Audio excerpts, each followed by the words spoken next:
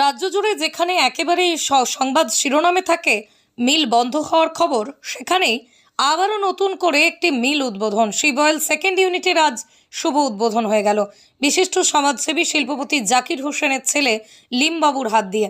উপস্থিত ছিলেন বিশিষ্ট সমাজসেবী তথা শিল্পপতি জাকির হোসেন এবং আরও বিশিষ্ট ব্যক্তিরা। মুর্শিদাবাদ জেলার এই অঞ্চলে মিল হওয়াতে প্লাস আরও নতুনভাবে শ্রমিক যোগদান করায় 60 থেকে 70 জন মানুষের এখানে কর্মসংস্থান বাড়বে। কাজেই মিল বন্ধ হওয়া তো কোনো কথাই নেই, তার বদলে আবারও 20 বছর পর নতুন একটা আউটলেট হয়ে গেল। শিবওয়েল সেকেন্ড ইউনিটের আজ শুভ উদ্বোধন হয়ে গেল বিশিষ্ট সমাজসেবী ও শিল্পপতি জাকির হোসেনের ছেলে লিমবাবুর হাত ধরে।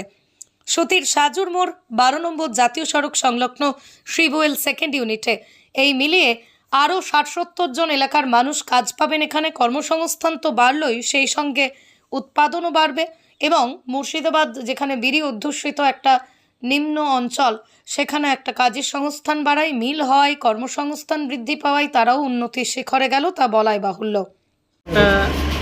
আমাদের শিব তেল মিলের একটা প্রোগ্রাম গিলা হলো, আর প্রোগ্রাম করছে জাকির হোসেনের ছেলে লিমবাবু।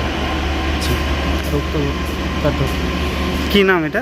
এটা শিব তেল মিল স্থান এটা সাইড মোড়, সতী সাজেন।